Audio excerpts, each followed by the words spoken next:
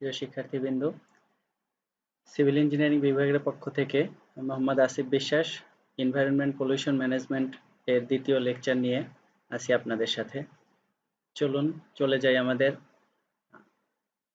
পরবর্তী ক্লাসে। আমরা গত ক্লাসে এয়ার পলিউশন এবং এর ইফেক্ট সম্পর্কে আলোচনা করছি। আজকে আমরা কিভাবে এই এয়ার পলিউশনটাকে কন্ট্রোল করা যায় সেটা নিয়ে আলোচনা করব।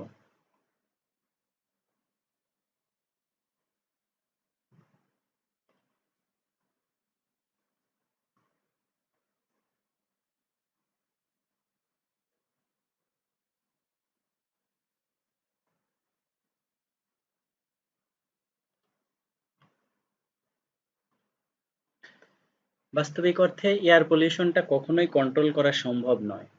মানে ফুললি প্রিভেন্ট করা সম্ভব নয়, কিন্তু কন্ট্রোল করা সম্ভব। যেমন আমরা একটা জিনিস একবারে রিমুভ করে দিতে পারবো না যে এয়ার পলিউশন প্রকৃতিতে আর কখনো হবেই না, এটা করতে পারবো না, কিন্তু আমরা চাইলে এটাকে আমাদের কন্ট্রোলের মধ্যে রাখতে পারি, যে আমাদের পরিবেশের সাথে সামঞ্জস্যপূর্ণ হয়ে যতটুকু আমাদের দরকার ততটুকু পর্যন্ত আমরা রাখতে পারি। যেমন air pollution can not be fully prevented but can be controlled. আর ক্যান বি কন্ট্রোলড আমরা কিভাবে করতে পারি? হয় প্রিভেন্টিভ মেজার, যেমন আমরা সতর্কতামূলক কাজ করে করতে পারি, অথবা কন্ট্রোল মেজার্স ইউজিং ইকুইপমেন্ট, অথবা আমরা যে কোনো ধরনের ইকুইপমেন্ট ব্যবহার করে করতে পারি। এখন আমরা যদি সোর্সটা কন্ট্রোল করি, যেমন প্রিভেন্টিভ মেজার, তাহলে আমরা কি করব?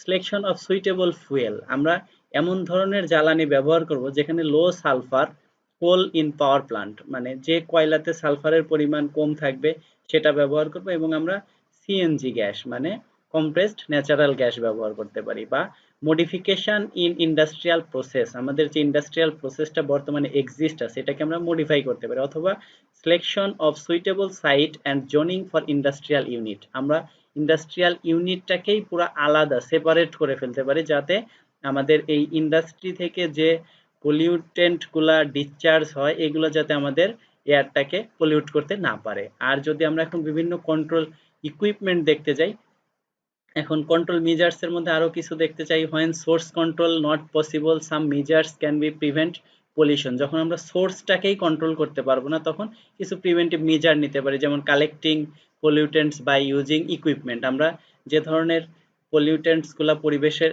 এয়ারের জন্য ক্ষতি করে এগুলাকে কালেক্ট করতে পারি। Destroying the pollutants by thermal or catalytic combustion, আমরা যখন কলকারখানা থেকে এই পলিউটেন্টস গুলা নির্গত হয় এদেরকে আমরা থার্মাল তাপের সাহায্যে বা অন্য কোনো সাহায্যে ডিস্ট্রয় করে দিতে পারি, অথবা changing the pollutants to less toxic form, আমরা পলিউটেন্টস এর মাত্রাটাকে নিচের দিকে নিয়ে আসতে পারি। By releasing the pollutants through tall chimneys for greater dispersion, আমরা বড় চিমনি ব্যবহার করতে পারি এই পলিউটেন্টস গুলা ডিসচার্জ করার জন্য। আর কি করতে পারি? আমরা প্রিভেনশন বাই ল, আমরা আইন প্রয়োগ করতে পারি। আইন প্রয়োগ করে এই various law has been established for the maintenance of air pollution, air পলিউশনটাকে কন্ট্রোলে আনার জন্য বিভিন্ন ধরনের আইন আমরা প্রয়োগ করতে পারি, যেগুলার উদাহরণ আপনারা এখানে দেখতে পাচ্ছেন, জাস্ট এটা দেখে নেবেন।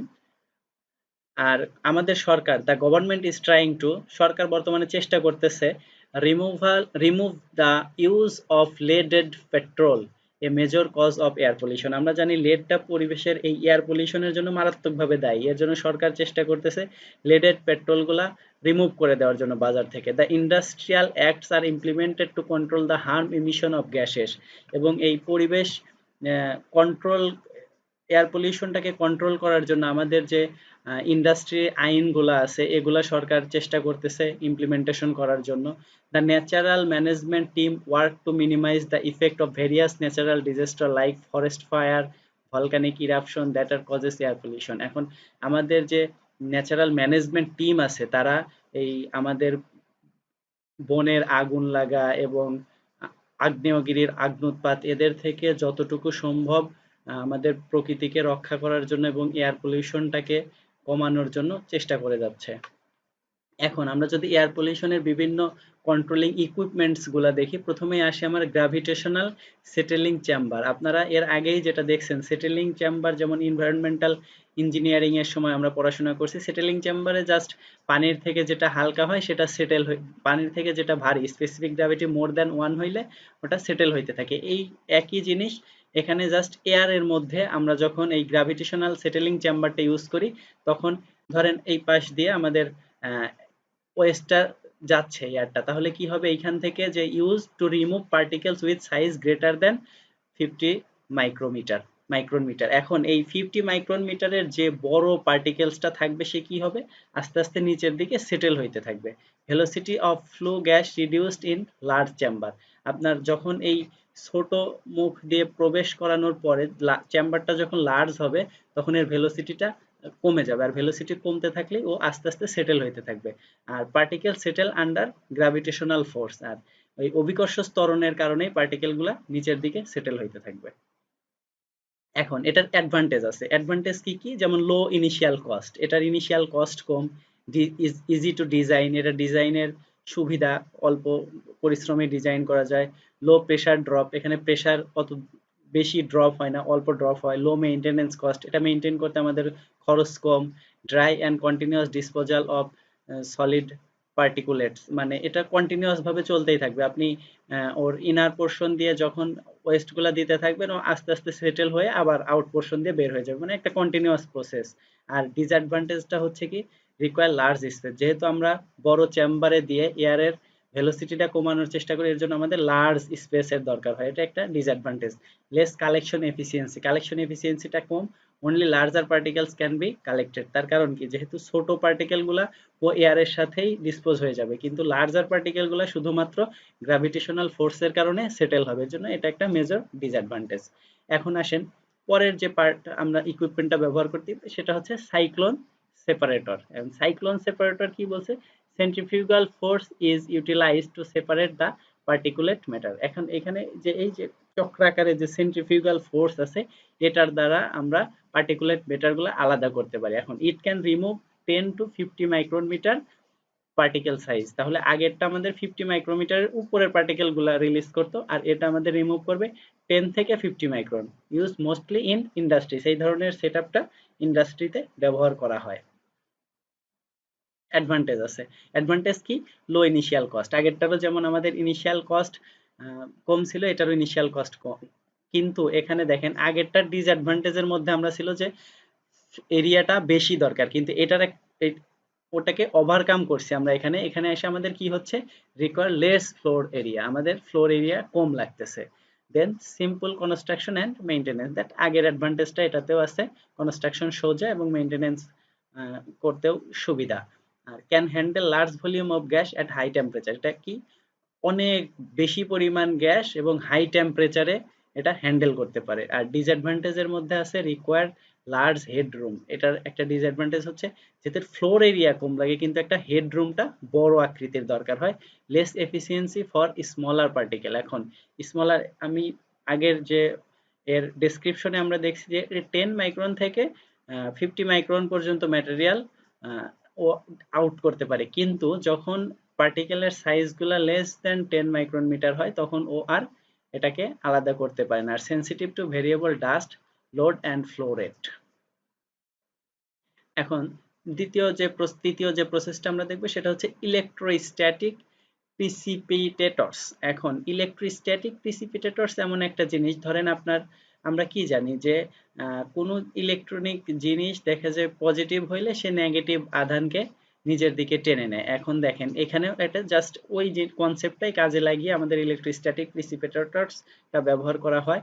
Works on the principle of electrical charging of particulate material negative and collecting it in a positive charged surface। তার মানে আমি আমার যে ডাস্টটা থাকবে ওটাকে যদি নেগেটিভ ভাবে চার্জ করতে পারি, তার আর আমি একটা দণ্ড রাখলাম যেটা হচ্ছে পজিটিভ চার্জ যুক্ত, তাহলে কি হবে, পজিটিভ চার্জের সাথে নেগেটিভ চার্জ একীভূত হবে, তখন আমি পজিটিভ থেকে জাস্ট ওই ডাস্টগুলো আলাদা করে ফেলবো। আর এটার এফিসিয়েন্সি অনেক বেশি, 99% এফিসিয়েন্সি। আর দেখেন can remove particle size range of 0.01 micron to 0.1 micron।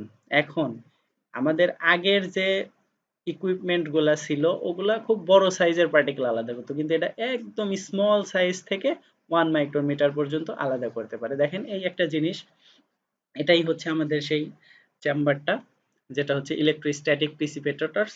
এই দিক দিয়ে আপনি West gas containing smoke particles এই দিক দিয়ে ইনসার্ট করবেন। ইনসার্ট করার পরে এখানে দেখেন নেগেটিভলি চার্জড মেটাল গ্রিড আছে, এইটা যখন ক্রস করবে, ক্রস করার ফলে আমাদের এই স্মোক পার্টিকেলগুলা নেগেটিভলি চার্জড হয়ে গেছে। নেগেটিভলি চার্জড হওয়ার পরে এখানে আমার পজিটিভ চার্জড কালেক্টিং একটা প্লেট আছে, এই যে প্লেটটা লাল রঙের, এই প্লেটে তখন কি হবে, এই স্মোক পার্টিকেলগুলো যেহেতু নেগেটিভ, তখন ও এই নেগেটিভকে এই পজিটিভলি চার্জড কালেক্টিং প্লেটটা আকর্ষণ করবে। আকর্ষণ করার পরে জাস্ট এই প্লেটের গায়ে ও একীভূত হতে থাকবে। একীভূত হইতে হইতে যখন আসবে নিচে পড়বে, এটাকে just collecting plates are knock to remove the smoke particles, এই যে লাস্টের এই প্লেটটা দিয়ে আস্তে আস্তে রিমুভ হয়ে যাবে। আর দেখেন gas without smoke particles.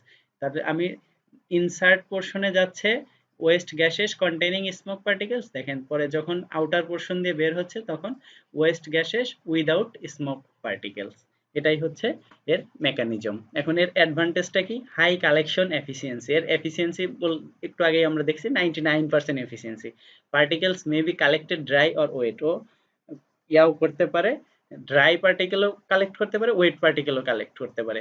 R can be operated at high temperature, maintenance is normal, few moving parts, মানে এর মুভিং পার্টস গুলো কম, জাস্ট দুইটা পজিটিভলি চার্জড আয়ন থাকবে। আর ডিসঅ্যাডভান্টেজ হচ্ছে ইনিশিয়াল কস্টটা বেশি, require high voltage, collection efficiency reduce with time, যত টাইম যাবে এর কালেকশন এফিসিয়েন্সিটা কমতে থাকবে। আর স্পেস রিকোয়ারমেন্ট ইজ মোর, আমার অনেক বেশি জায়গার প্রয়োজন হবে। আর possible of explosion during collection of কম্বাস্টিবল gases and particles. এখন যখন আপনার এই কালেকশন করতে যাবেন এই পার্টিকেলগুলা, তখন এখানে একটা এক্সপালশন টাইপের কোনো কিছু হইতে পারে, এটা হচ্ছে এর একটা মেজর ডিসঅ্যাডভান্টেজ। দেন আসেন ফ্যাব্রিক ফিল্টার্স। ফ্যাব্রিক ফিল্টার্স কি? Flue gas is allowed to pass through a woven fabric which filters out the particulate matter. That means এটা একটা ফ্যাব্রিক ফিল্টার, এর মধ্যে দিয়ে আপনি এই ফ্লু গ্যাসটা পাস করতে দিবেন, small particles retained on the fabric, এই ফ্যাব্রিকের সাথে স্মল পার্টিকেলগুলা থেকে যাবে। আর remove particle up to 1 micrometre, এটারও এফিসিয়েন্সি আপ টু 99%। আপনি যদি যথাযথভাবে কাজে লাগাতে পারেন তাহলে এটার এফিসিয়েন্সিও 99% হবে। এখন এর অ্যাডভান্টেজটা কি? Higher collection efficiency for smaller than 10 micron metre particle size, এটারও হায়ার এফিসিয়েন্সি আমি 99% আগেই দেখাইছি। আর performance decrease becomes visible giving pre warning. এখন এটার অ্যাডভান্টেজ হচ্ছে আপনি যখন দেখতেই পারবেন যে আপনার পারফরমেন্স আস্তে আস্তে কমে যাচ্ছে, তখন আপনি একটা ওয়ার্ন হইতে পারবেন। এর জন্য যখন আপনি দেখতে পাচ্ছেন যে আমার পারফরমেন্স কমে যাচ্ছে, আপনি একটা ওয়ার্নিং পাইলেন যে আমার পারফরমেন্সটা আরো বাড়াইতে হবে। আর নর্মাল পাওয়ার কনজাম্পশন, এর পাওয়ার কনজাম্পশন খুব কম, মানে নর্মাল সচরাচর যে আমি স্পেশাল পাওয়ার দরকার এই ধরনের কোনো কিছু দরকার নেই। আর ডিসঅ্যাডভান্টেজ হচ্ছে high temperature gases need to be cold, আপনি এখানে গরম টেম্পারেচারের গ্যাস ব্যবহার করতে পারবেন, এটাকে আগে কুল করতে হবে ঠান্ডা করে, তারপরে এটাতে প্রসিড করতে হবে। Then high maintenance and fabric replacement cost, এখানে মেইনটেনেন্স কস্ট আগের সবগুলোতে আমরা দেখছি কম, কিন্তু এটা ডিসঅ্যাডভান্টেজ হচ্ছে এটার মেইনটেনেন্স কস্টটা বেশি। আর ইকুইপমেন্ট সাইজটাও large, fabric is liable to chemical attack. এখন আপনি যে ফেব্রিকটা ব্যবহার করতেছেন এটা কেমিক্যালি যে কোনো একটা পদার্থ দ্বারা আক্রান্ত হইতে পারে, মানে ডিগ্রেডেশন হইতে পারে বা নষ্ট হয়ে যাইতে পারে, এই ধরনের ঘটনা ঘটতে পারে। আজকের মতো আমাদের ক্লাস এখানেই সমাপ্ত। সবাইকে ধন্যবাদ। আমি পরবর্তী লেকচার নিয়ে আবার ফিরে আসবো। ইনশাল্লাহ সবাই ভালো থাকবেন, সুস্থ থাকবেন।